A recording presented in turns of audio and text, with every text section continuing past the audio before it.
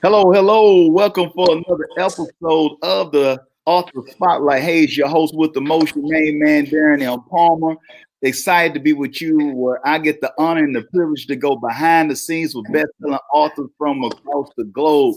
Today, I'm stepping my COVID-19 game up today, people. You know, and I'm going for the trifecta, whatnot. Better yet, since it was at the time of the recording, this is right after Resurrection Sunday. So I'm gonna go with the Trinity today. We got the beautiful Joyce Johnson in the building, people. My man, Big Nick Williams and Darius. Butler. They say the man still can go out to the man and run backwards and run a 4-2, man. You know, that's what I heard in the streets. Whoa! That's what I heard in the streets, man. You know, that's what I heard in the streets. Hey, they ain't lying. They ain't lying. That's what the word is on the streets. Hey, man. that's what's up. But we're glad to have them on and to celebrate why sales for athletes. So, basically, welcome to the show. And I'm just going to start off with Joyce. Thank you, Joyce, for coming on. If you got any words to share with the people a little bit about yourself and why did you embark on the journey to write this book? And then we're going to pass it to Nick, and then we're going to pass it to my man, Darius, and we're going to go in that order. All right. I am Joyce Johnson, author, speaker, sales champion, and business coach. As Darren refers to me as the sales goddess. He's been with me since the beginning of time, since I wrote my first book, publishing it over at Self-Publish in 90 days. Just giving a plug there. But my motivation. Joyce. Yeah. Baby, you put 60 days to it. It's 30 days, baby. 30 days. Baby. 30 days. I'm running with We Darren, did man, that first book in 30 days. I got to be fast. And we did that first book in 30 days. That's what's up. I tell that story all the time. We did that first book in 30 days. We made it happen. But anyways, he's calls me the sales goddess. And put that book together. Like I said, I've had a journey in my life where I spent a lot of time with high school athletes, college athletes, professional athletes. And I love sales. That's my profession. It's been a career for me. And I just want them to understand the transferable skills that they have, that they can take into the sales profession, what they need to sell their brand, their products, their future business, and earn the money they would have if they just understand sales and the sales process. So that's who we are. And then after that, I called my my buddy Nick, and I'll hand it to him like they're doing those little videos now when you drop the mic. Nick, pick the mic up, drop it in. Look, I don't have football, I have basketball. The Don't Rush Challenge, right? Yeah, there it is. So Nick Williams here, a serial entrepreneur, founder of Now Interactive's business consulting investment group, and I'm, of course, getting involved with this book with Joyce as a student, as a former athlete. I started creating kind of connect with her on this when she reached out to me.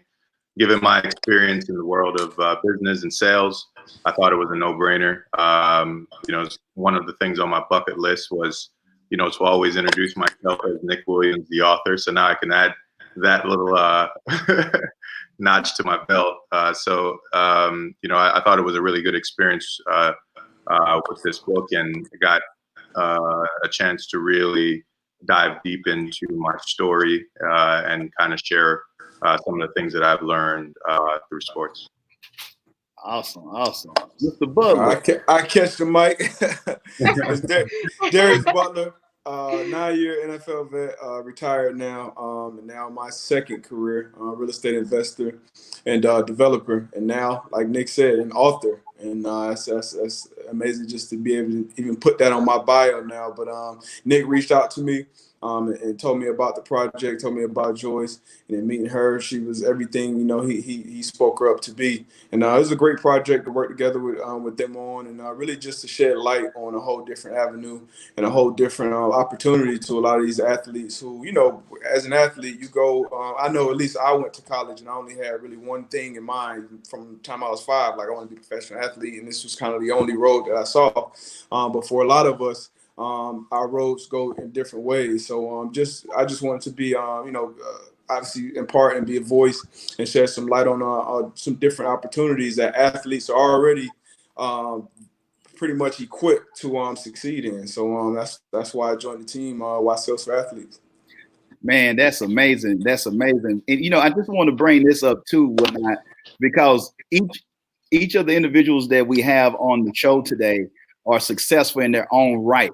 But the amazing thing for this is the power that you see, the transferable skills that they share it with in this book, the importance of teamwork make the dream work, Right. the power of collaboration or whatnot. And so I want y'all to I want y'all to speak to that as well for those who are listening, whether it's athletes, whether it's students, or whether it's people in corporate or even entrepreneurs or business owners, of how you're using the power of a partnership to be able to leverage who you are as a brand and leverage what you did in the book as well. So, I'm going to go ahead and just start with you, Joyce, and we'll pass it around as well as your mindset on the power of partnership.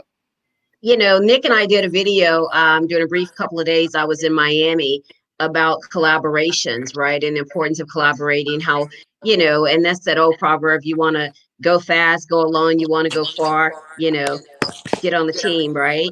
And so that was my thought with this book, was putting together a team to collaborate with me. Like I said, I've worked with a lot of athletes. I've been a writer and, event promoter and things of that nature, but I didn't play sports myself. So I wanted to be able to write, and I wanted for athletes to really be able to relate to it. And that's the direction and the input and excitement that these guys put into the book.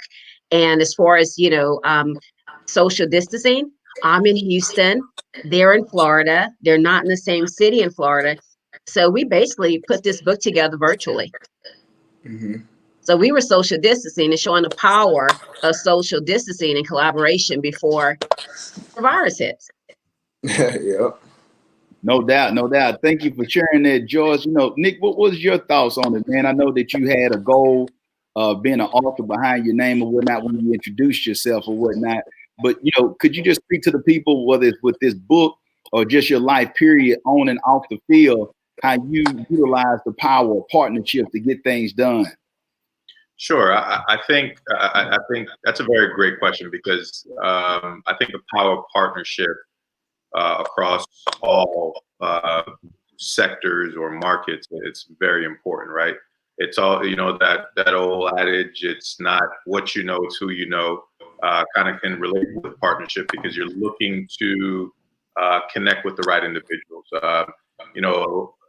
People who know me as the guy who knows a little bit of everybody, right? So a friend of mine jokingly says he's a walk-in LinkedIn.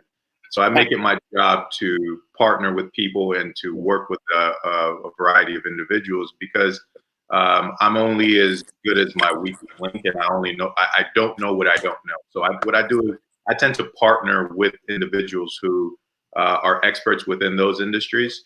For my business, I work in a wide range of industries, from oil and gas to sourcing, manufacturing, to real estate. So it's a wide range. So I know I'm not an expert in these things. So what I do is I partner with the experts with it in these industries, and having conversations with those people and just picking their brains on a daily basis is helping me educate myself on the matter at hand or the topic at hand. So I learned that through football. I mean, if I could go all the way back to my college days, was I was always the guy who was, when we're going into a club or going to get tattoos, whatever the case may be, something random on college campus, I would always be the guy who would say, "Hey, Nick, come to the front of the line," and I'd be the one speaking to these individuals, because ultimately I probably spoke to them before because I worked out a little deal where they got us in the club or something, or we got a tattoo for exchange of something or something like that, right? I probably wasn't supposed to say that, but that's can't do nothing to me now. Ohio State bound. But long and the short is, I've always been a connector, and connecting is We all meet that guy. Yeah, so I've always been just connecting the dots and just partnering with various individuals. Joyce, of course, and Darius being one of my longest childhood friends. And I mean, shoot, we still have conversations where I'm connecting him or he's connecting me with individuals where we're creating synergy to create partnerships. So the power of partnerships is extremely important and on the field, because I mean, ultimately, look, if you're in the D line, I play D line, so if you know that the guy next to you is doing his job, you guys have a partnership going on. You know exactly where he's supposed to be. He knows where you're supposed to be. So that way, both of us are, I guess, managing what we're supposed to do, and we can collectively be successful. It's the same thing in the business world, right? Just kind of aligning your skill sets and just kind of working with people who may have an advantage in the sense of, hey, they may have easier access or a faster track to that end result that you're looking for, versus you taking the time, and it goes back to that whole work smarter, not harder, right? So I'm looking for people who are experts. That way I can lessen my workload. That way we could work more efficiently. Man, that's it. Amazing, Nick. Thank you so much, sir. What about you, Mr. Butler? My background is sports, and like all of us, we have a sports background, athletic background, and playing football for the longest is the ultimate team game. And even the greatest player of all time, somebody like Tom Brady, he'll be nothing without a guy to snap the ball to him, or to block for him, or to catch his passes, or coach to call plays. So just putting a team around you, or being a part of a team, learning. You see a lot of those same parallels in the business world, in the indie industry that I've been in, even in real estate. If you're trying to have rental properties, you're not trying to be, the property manager of 50 properties and, waking up at night and doing different things. So it's just about, like Nick said, just having experts in their different areas. And then we all kind of come to the table and get things done. And I've seen it, like I said, I was fortunate enough to play 9 years in the league, and obviously college before that, high school before that, in the little league, and just knowing the importance of teamwork that way, learning it that way. And so I'm just taking that and transferring it right into the business world. And that's really what this book is about, just kind of opening up the eyes of these young athletes who can just see a different, just different avenues, different opportunities. Because a lot of times it's not about, it's really just the opportunities that we see and that we think are possible, but if nobody comes and talks to you about sales, you may not even see that as a possibility. So that's, that was the reason why I joined the team. Man, that's amazing, Mr. Butler. You brought up a great point. I want to talk about the dirty word out there called sales. Yes. I wish I had a praying church right now. Yeah, I want to make sure that we hear about the word sales, because we have been programmed the wrong way when nothing happens unless something is sold. Whether it's you in Silicon Valley, if you call yourself a startup or a tech company, whether it's something for if you having earnest money dealing with real estate, whether you getting a course or whatnot, whether it's tickets for seats or the coach being compensated, whatever it is, you have to deal with sales. So no more than what most people know about sales. I got to go to the sales guy that's on this as well, and I want to hear the fellows take as well. Joyce, share with us, why do you feel like sales has such a negative connotation behind it or whatnot, and why do we need sales? I think that for two reasons, Darren. One is that everyone has a really bad sales experience, right? When they're a customer and they feel like they walked away with a deal that they didn't get the deal they wanted, right? And because they had a very sharp, effective salesperson. And so may have had a bad experience. Someone sold them something and they didn't go back. The experience wasn't well. They wanted to take it back. They couldn't take it back, just whatever reason. And then a lot of people they took a job, as I mentioned over and over, 60% of the jobs that sales professionals get, they don't realize that they're actually doing sales, right? So you go and you take a job as a mortgage broker, financial advisor, customer service, real estate, all the recruiter, and you don't realize you're going to have a goal and you're going to have expectations. And if you don't meet those expectations, then you're out, or you're going to have a challenging time at work. So if they go in initially with that mindset that this is sales, they'll be more successful at it. And so when they took that job, they weren't successful. And so now they're kind of bitter about it, right? And now they want to discourage everyone else. It's just like that thing where if someone has a bad experience, they tell 10 people. If they have a good experience, they tell one, maybe. Mm-hmm. Right? So that's what's happened with sales. But everything begins with a sell, right? You have to sell your software, this new software you use. And I caught that today. We're not on the, one we normally use, right? They had to sell that. They had to market it, to advertise it. Someone had to sell this shirt, they had to sell, the fabric of the shirt, the printing of the shirt. Everything begins with the sell. And that's how our economy thrives. Thank you so much, Joyce. Nick, what is your take on the importance of sales, man? Because you knew you had to deal with that in this book or whatnot. So could you share it from the athletic perspective and also just as a businessman, period, in life? Sure. I think, I guess to start off from a sales perspective, from an athletic perspective, I think, as Joyce mentioned, look, you're selling yourself every single day. When you don't know you're selling yourself and when you're intentionally selling yourself, you're always selling, right? With social media these days, you post a picture. Hey, look, that's content that you're putting out there for to attract something. What are you attracting? You're attracting a like. So you're exchanging something.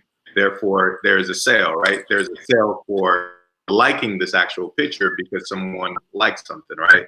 So I guess from a athlete, I can explain it from this standpoint. Look, when you go into college and or any level you're playing at, your objective here is to sell yourself and be as competitive as you can. Because look, the best man is going to win, right? So ultimately, you going in and being prepared, making sure you know all your plays and understanding that the dynamics of the team, so on and so forth. They want to buy into, hey, this is the type of player we want a part of this organization, and we want to grow and build this organization around this individual. Hence the reason why some of these players get these massive contracts, right? They get these massive contracts because they're good people, they're great athletes, and they're great for business. So what are they going to do? In essence, they're going to drive ticket sales. So at the end, and when it comes to a student athlete, it's always about, of course, being as competitive as possible to, in essence, sell yourself. And when you sell yourself, the team will benefit from that, because if you are the player that the coach believes you are to be, that's going to increase ticket sales. That's going to increase TV ratings, so on and so forth, or across so many different platforms. As it pertains to the business world, I do this every single day. I'm always selling. I'm selling something, right?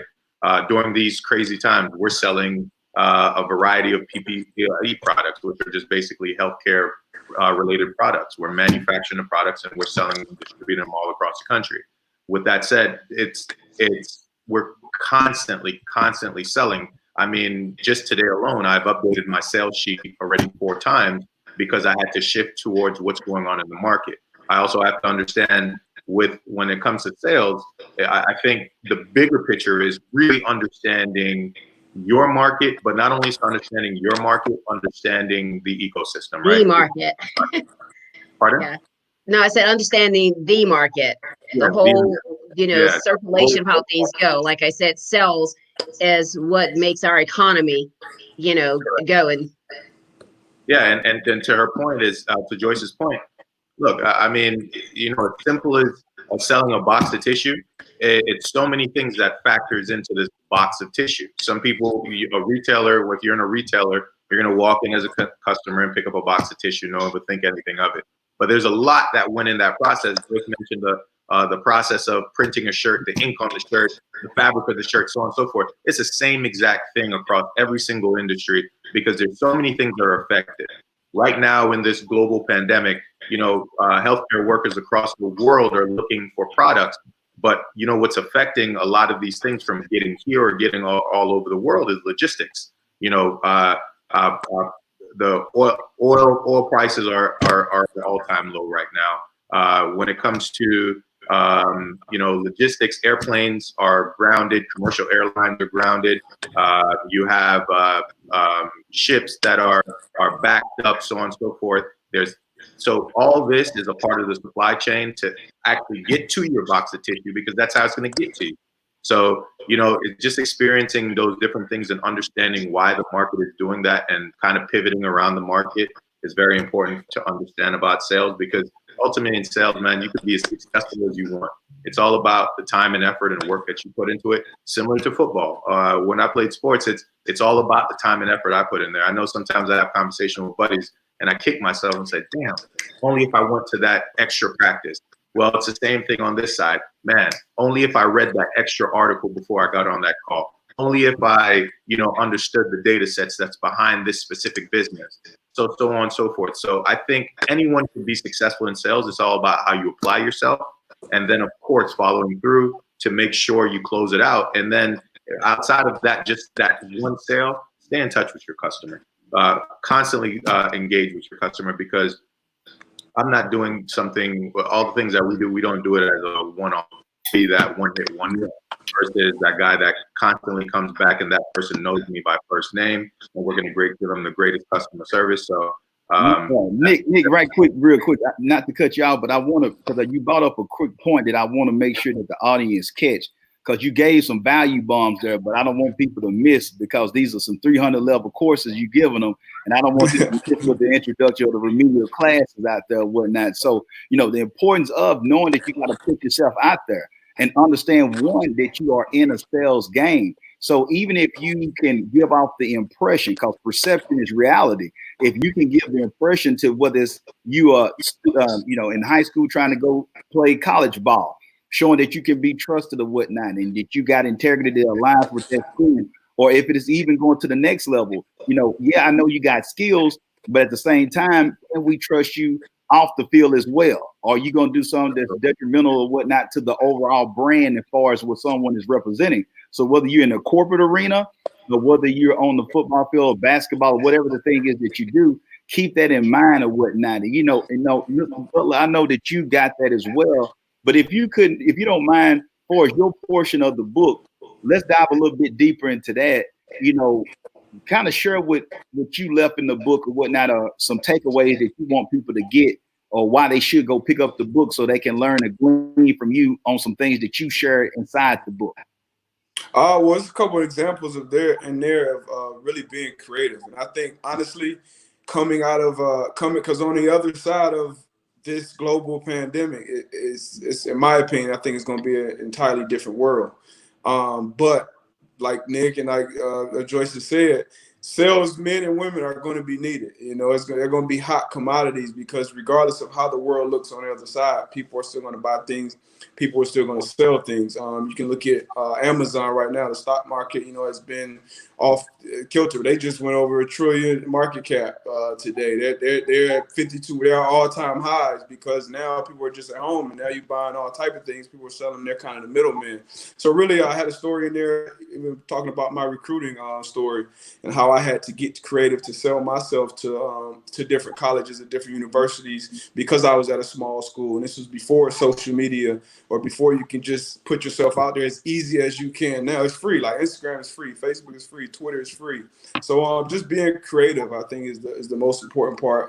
Adapting and knowing the landscape, knowing as much as you can about it. And people, you may not ever think you'll be a salesman or woman. Even with this happening, like Nick is talking about the PPE mask, I had a friend call me from New York. He's like, "Hey man, I know you're down in Florida. I know you just because we've met and crossed paths a few times. He's an actor, so he has nothing to do with this either. But he's like, hey, I got some access to millions of masks. Like, anybody down there that you can get kind of higher up that can connect? I called Nick. He was one of the first calls I made. So I think a lot of the selling, it comes to just being one professional. So people know, okay, this is the person that I'm dealing with. So regardless of what Joyce or Nick is trying to sell me, I know this person. I know this person has integrity. I know this person is disciplined. If he tells me we're going to meet at dinner somewhere, he's going to be on time. She's going to be on time. So having those things in place, number one, and I think adjusting, and that kind of goes back to the original point of what athletes and athletics has kind of taught us: being disciplined, being on time, being goal-oriented, being a team player. All these things factor into being a good salesperson and just a good person overall in business. Awesome, man. You know what? You gave some great takeaways as well. I just want for the audience to be able to also just pick up on some of the nuggets that was dropped as well, as far as the importance of, I'm going to use a little Southern vernacular here, as my grandmother said. You want to be big, but little got you. So I like that. It's little things. You don't understand how to master the mundane. You don't understand the importance of showing up on time. You don't understand the importance of making sure that it's some value is added to the person that you're serving. Key word, serving. So if you don't understand it, if it's all about you, it's all about you getting a commission. If it's all about you and what you're doing for you and your family, and you never take in mind the person that you're supposed to be serving and how it can actually benefit them, then the law of reciprocity kicks in. If they see that it's going to benefit their lives by the product or the service or whatever you're offering, it'll be a no-brainer for them not to go with you or whatnot. It will go with you immediately. And Joyce, if you don't mind, you've been able to create, multiple books now, whether it was co-authored or whether it's just a solo project. But please share with the audience, why did you feel the need for the space of athletes, and why did you write the content that you wrote in this book? I wanted people, again, just to understand those transferable skills that they have of leadership, of influence, as Darius said, of being on time, that discipline that it requires. I think Nick led to it earlier, to get up, show up, and follow up. I always say get up, show up, follow up, and close something, right? And so I wanted you to understand that if you didn't get that career, you didn't get that job you want, you didn't get to go play at the college level, you didn't get to go play at the pro level, I want you to understand there's still an opportunity for you to go out there and earn great money. But you got to know the sales process. You have to understand that you are selling your brand. People want to use different words for it. You want to pitch, you want to, do this or that. You're selling. Bottom line, you're selling your brand. You're selling a product. And the sooner people embrace that, the better they'll be at it. But I wanted athletes to understand that just because you didn't make it to that next level of sports, you can take all of that you've learned on the field, on the court, what have you, and go sell something to earn a good living and easily transition into that lifestyle of selling. You also mentioned just a minute ago, and I wanted to chime in on that because I think I shared with you, I was going to be doing a video for this week on doing the right thing for your customer. And during this time, people are not always making the best decisions for their customers. Like you said, people know who the leaders are. They know who the influencers are. They're calling me. They're calling Nick. They're calling Darius. Like, oh, we got masks. Who do you know you can get them to? Because they know we can push it. They know we know people. They know how we know how to basically make things happen, right? And so, but, you have people that are hovering over their customers, not wanting to extend the sale, but you're going to lose that business anyway. The best thing you can do for your customer at this time is to refer and connect. Refer your customer to someone that can support them and get them what they need, and connect them to people and resources that can help them keep their people safe, their facility safe, and their family safe. And if you do that and make the right call for the customer now, they're gonna trust you.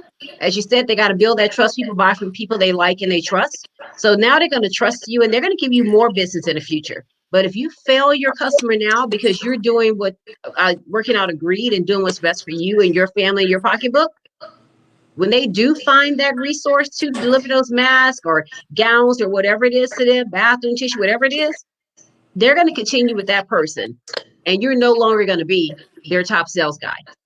So, and again, Darren, that goes back to why sales have that bad name, because you're serving. You got to realize you're providing a service, right, to your customer. And if you make decisions based on just solely your money, you're going to lose anyway, right? Because your company takes too long to get it to them, you're losing. Make the best call for your customer, and then ask your customer to refer you to someone else to fill your gap. Refer and connect. You got to refer and connect. The referral. But some, Joyce, when you bring that up, if you have to, not after the transaction, this is what a wise man once shared with me, and I hope that you all can, let me know if I'm going down the right road or not. But he said the difference between contact and contract is the letter R, and that's for relationships. Absolutely. So I caught on to what Nick was sharing as well as Darius too, about this being a connection, since they were younger. or whatnot. It's a lot has happened in all of their lives or whatnot since the time that they were just younger, young men or whatnot, to being grown men or whatnot at this time. So don't do a disservice to the relationships with people that you have. Whether it be someone that you play ball with, and I share this when I even speak with students as well. Yeah, I know you on the team, bro. I know you balling right now, but why you worried about the cover two or cover four, whatever it is? At the same time, you got to pay attention to that person who might be in class with you, because that could be your accountant that you're sitting right next to, that you got a relationship with. You got to realize at the same time that this is somebody who could be your photographer or whatnot for you. Or this is the person can come to get and do your meal prep for you or whatnot, to studying nutrition. So I want to go a little bit deeper far as, especially let's start with you, Nick, on the importance. We see what's happening in the media before COVID-19. We know the stats and the image, just like how it is with salespeople, whatnot, the negative connotation behind that name. Let's talk a little bit about financial literacy, far as with athletes as a whole, because we see the staggering numbers. We see some of them on YouTube or whatnot, on Instagram, of people who can't even afford to pay the taxes on those luxury homes that they purchased or whatnot. So I want you guys to share with me, Nick and Darius, what was your mindset on to be able to earn money and also be able to invest money and continue to keep that legacy going on instead of being broke right after retirement? So Nick, I want to start with you first and then go to Darius. Sure, that's a great question. I think financial literacy is, I think that's a course, honestly, that all universities should adapt or adopt with their student athletes. I think it's such an important thing, whether you go pro or not, because ultimately not every student athlete plays professional ball, but you still have to know how to balance and manage a checkbook, right? I think, going back to the very beginning of my career, I worked with several athletes, and one of the things that we did was partner with Merrill Lynch. We partnered with Merrill specific to reach my colleagues, which were athletes at that time, right? To say, hey, how can we work together to also showcase value add through Merrill, versus then a guy who just says, hey, we want to manage your money, right? It's a lot bigger than that. It's understanding it yourself, right? So I think financial literacy we're at a place, I think, at least I'm at a place in my life where I look at it as, man, I'm thankful for the people who are around me, but now taking it a step further, I'm looking what's the best cases to share those resources with individuals around me, right? Because once again, I'm not an expert in most things, but one of the things I surround myself with those experts. So, Darius knows a couple of my financial advisors. I've introduced him to one already, and one of the biggest thing for us is making sure how do we make money, and how do we take that money and pay our taxes, of course, and how do we put money away, how do we reinvest, so on and so forth. So financial literacy is so important across the board.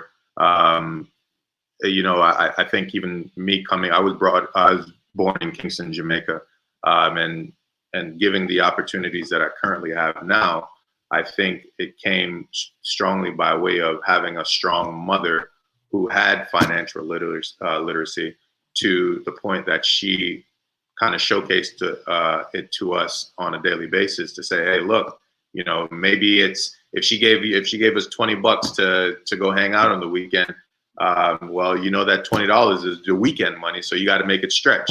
Are you going to go out and drop that 20 on in one night? It's small as that may seem. That's your initial, I guess, interaction or introduction to financial literacy, because it's just understanding how to manage the little that you have, so that way when the big portion of it comes, you can expand upon that and grow it to essentially create generational wealth. Because I know one of the things that I harp on is I'm a big dreamer. Like I'm a very ambitious person. So to the point that sometimes I fight myself to say, why are you so damn ambitious? Just stick to the plan, right? But in order to achieve that type of greatness, you have to have some kind of discipline financially, because ultimately, if you want to create something, if you want to create generational wealth, it starts at the very beginning. And you don't have to have $100,000 in the bank to understand financial literacy. Dude, you could have $2,000 in the bank to have financial literacy. It's just really mapping out your life, what's important to you, the things that needs to be taken care of, and tending to those, and making sure you also put money aside on a monthly basis, so that way you can continue to grow. Yeah, Nick, you brought up some great points there too. I heard something that I just want to extract out of what you shared was the importance of foundation. And also when you talked about, you know, the connections that you had, that someone who was good with finances or whatnot, or good with investments, when they did a great job or you felt like they were credible, goes back to the power of partnership and also referrals. You shared that you passed it on to Darius. So those who are listening to this, understand the power of the referral as well, because, you know, Nick wouldn't refer it to Darius if the person wasn't legit, because why would he, you know, reach out to his boy who he respects, who got love for, if he know that somebody was a crook or that somebody wasn't going to take care of him the right way? So if Darius here that, okay, well, my man Nick tells me that this dude is legit, he's going to do his due diligence as well. But the person at least got a foot in the door, compared to somebody who just think because they did a click funnel or just because they did a Facebook ad, doesn't mean that someone is going to give their wealth or their funds to that particular person to manage or do something with.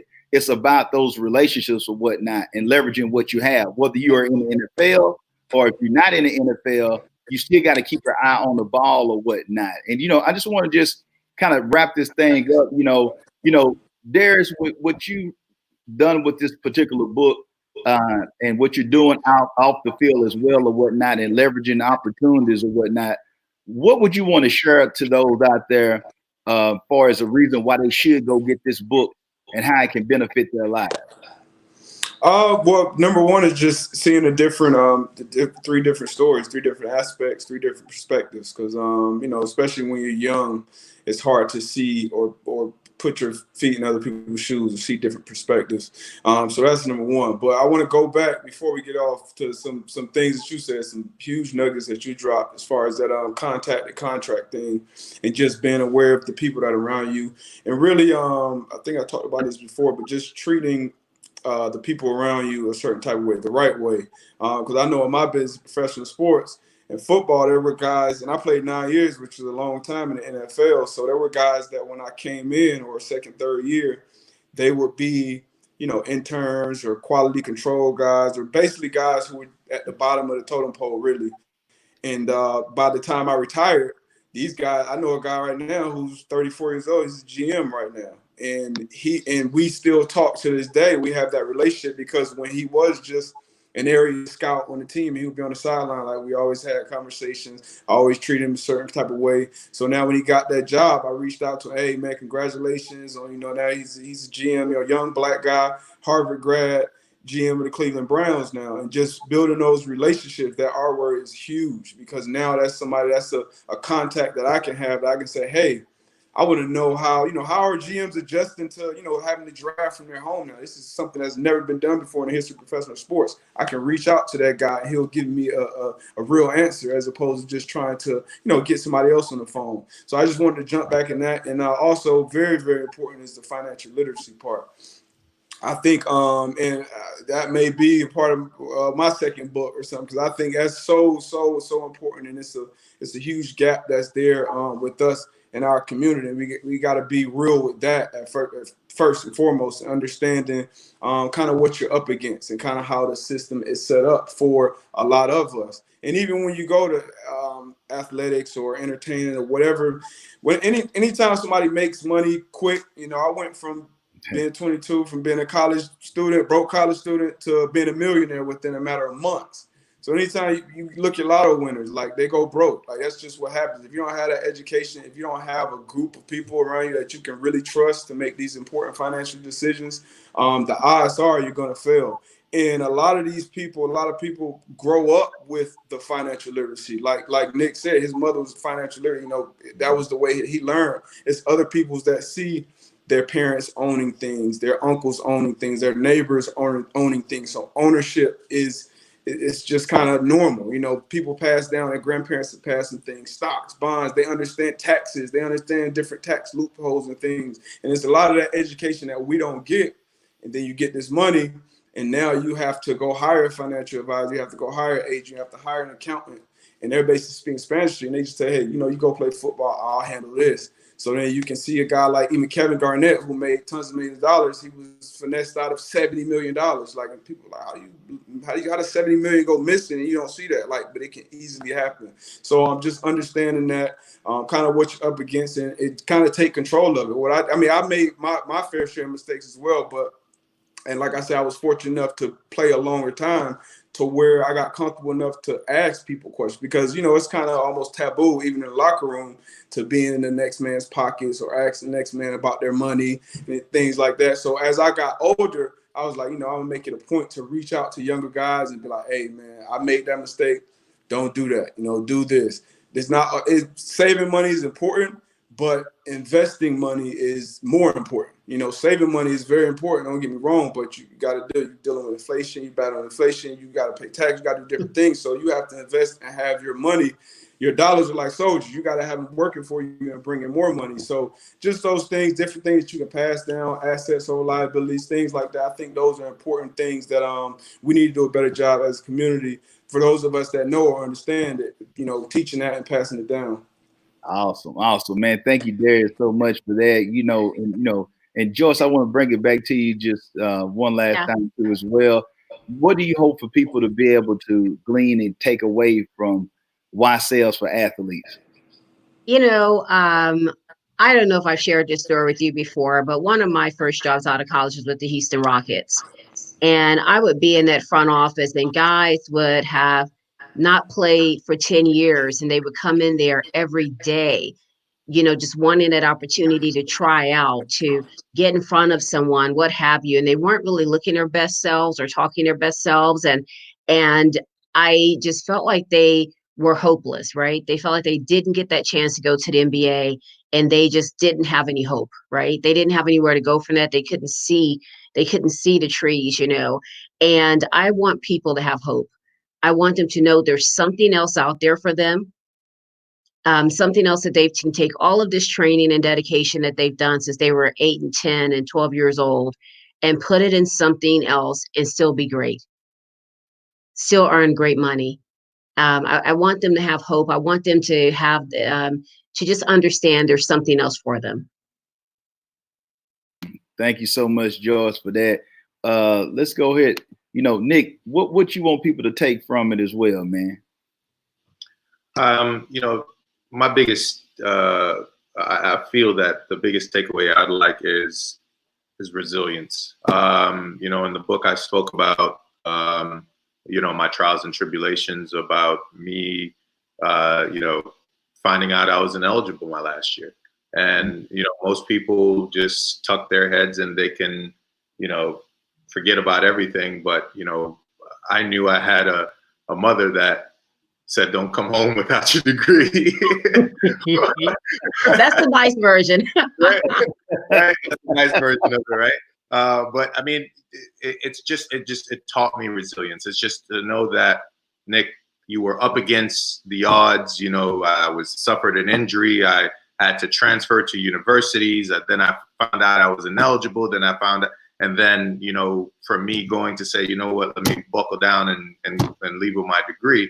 So I think resilience is the takeaway that I want people to have from my perspective, because, you know, my collegiate career, though it was great, it was definitely, and the difficulties I added to my life. So, you know, of course, that side of it too is make your life easier and don't do the things that you're not supposed to do. Do the things you're supposed to do, and you'll be successful. And of course, even when they say no to you and doors close in front of your face, just keep pushing forward. Awesome, man. I think that you all definitely did a great job. I think this is right on time. This message why sales for athletes, especially with all the rhetoric that's going around, the things that we've seen, whether it was Garnett or others. But most importantly, before we get off of here, I want to bring to the attention of everyone of the power of this coming together. We all have different skill sets or whatnot. The power of relationships that was brought up earlier, and it was no ego. So, you know, Joyce has had levels of success. Nick has had levels of success. Darius has had levels of success. You know, I've been blessed to have levels of success too as well. But, you know, I think what Darius brought up in the locker room, that pride or feeling shameful for working with people or connecting with people that can help your life be easier or better, just like what Nick was just sharing. You know, don't forfeit the opportunity of connecting with people who's smarter than you in certain areas or who have more experience than you or whatnot. And so you can continue to do the things that you need to do and leverage those relationships. So I just want to say I commend all of you. Congratulations on Why Sales for Athletes. For those who are tuned in, make sure that you go connect with them as well. And if you don't mind, we're going to start with Darius, then we'll go with Nick, and then we'll end with Joyce. Could you share how people can connect with you all on social media or whatnot, or any website information that you might have for the people out there who listening? I'm on Instagram and Twitter with the same handle, Darius J. Butler. Also, I have a show on YouTube, Everything DB Show. It's really talking about sports in the DB position. But you can connect with me on there, and you know, we can chat. Awesome. What about you, Nick? You can follow me at what did I change my name to? At Nicholas Williams. Yes, Nicholas. At Nicholas. Yeah, at Nicholas Williams. Actually, at Nicholas Lorraine Williams. So it's at no. Sorry. Cut. Listen. I have too many Instagram pages, but it is at Nicholas O. Williams. Yeah. On Instagram, as well as Nicholas Williams on Facebook. Unfortunately, I don't use Twitter. I'm on LinkedIn, Nicholas Williams on LinkedIn. And our website is nowinteractives.plural.com. So, yeah, and that's how you can reach us. And they can get in touch with you if they want to reach me. Awesome. Definitely. Good. All right. I can be reached at I am Joyce Johnson, www.iamjoycejohnson.com. We just actually did some new uploads to the website, so everyone go to it and check it out. All my books are also on sale on the website now, so I'm excited about that. And then all of my social media handles, Instagram, Facebook, YouTube, and Twitter, are all at I am Joyce Johnson. I-A-M Joyce Johnson. I am Joyce Johnson. Well, congratulations, Why Sales for Athletes. Make sure you go get you a copy. I know that they can find you on IG as well. I think Why Sales for Athletes, I think it's a page for that too. If I ain't bad, that's right. The website as well, whysalesforathlete.com. Okay, yes. That's it. We have a website, a Facebook, and an Instagram, and a Twitter. Why Sales for Athletes. Okay, also make sure that y'all go get you a copy of that. I'm telling you, it's the truth, man. Make sure. Let me go ahead with a little Southern vernacular again. Once again, the proof is in the pudding, baby. Go ahead and get you a copy of that thing. Go ahead and get. That's not proper English right now. That's why I have to do for that. So go ahead and get you a copy of that thing, and I'm telling you, it's gonna take you to the next level. Thank y'all for coming on to the. Thank you. Thank you for having us. Y'all, much love to y'all. And for those who are listening, remember that this is the year for your new book. Until next time, be blessed and be great.